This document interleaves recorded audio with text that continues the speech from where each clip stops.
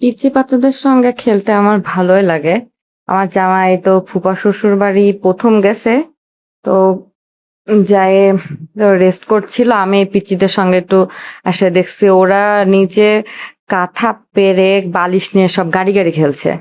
তো আমাকে বলছে ওদের সঙ্গে আমিও খেলি। তো ওদের সঙ্গে খেলতে ভালো লাগছিল। এটা একটা হচ্ছে ভাইয়ের ছেলে, একটা বোনের মেয়ে, আর ওইটা হচ্ছে চাচাতো বোন। ফুপুর সঙ্গে বেড়াইতে আসছে। সবাই ফুপুদের বাসায় বেড়াতে আসছে। কেউ থাকে না, বাসা ফাঁকা। যখন কেউ থাকে না, ফুপা আর ফুপি থাকে, সবাই ফাঁকা। আর এই যে পাকনা একটা পিচ্চি, এটা আমার ভাইয়ের, ফুফাতো ভাইয়ের ছেলে, একমাত্র ছেলে। দুষ্টু দুষ্টু। তা আমার কাছেও অনেক মানে ভালো। আমার সঙ্গে অনেক ফ্রি। দুষ্টু বলতে ওইরকম মানে মানে ওইরকম না, এমনি দুষ্টামি করে। ও খাইতে চায় না, কিচ্ছু খায় না। তো ওকে আমি প্রমিস করেছি ও ক্যামেরাটা নেওয়ার জন্য বারবার আমাকে রিকোয়েস্ট করছে, ওকে দিচ্ছিলাম। কিন্তু ও খেতে চাচ্ছিল না। ওকে আমি বলছি তুমি প্রমিস করো বাবা তুমি খাবে, তবে তোমাকে আমি ক্যামেরাটা দিব। তো তারপরে আমাকে প্রমিস করে খেতে গেছে। খাওয়া দাওয়া শেষ করে তো আমরা সব পটকা ফোটানোর জন্য সব প্ল্যান করছিলাম।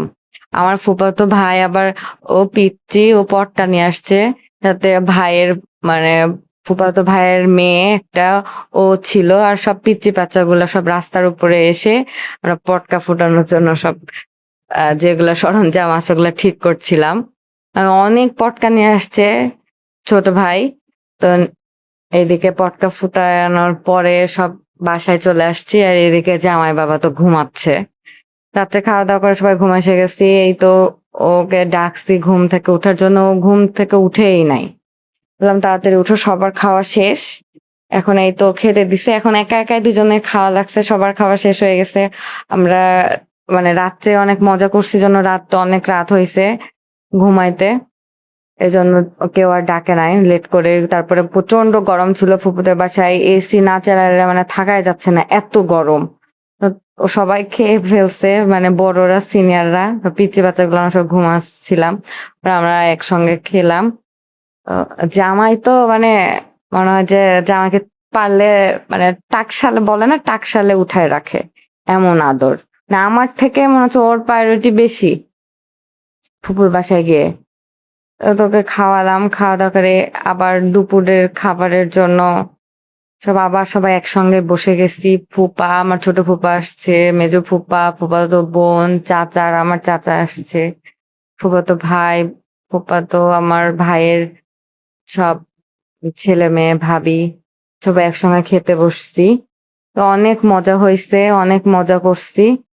আর এই তো পিচ্চি গুলা আছে, সব পিচ্চি গুলা যে এত পাকনা, মানে আমার ফুফাতো বোনের মেয়ে তো আবার আমাকে না, খালামণিকে না, ওর খালুকে, খালু তো বলে না, বলে কি ছোট বাবা, মানে তার থেকে ও বেশি ফেভারিট। তো তো বেড়ানো শেষ হয়ে গেল ওখানে, অনেক এনজয় করছি। এখন বাসায় যেতে হবে, মানে আমাদের বাড়ি যেতে হবে।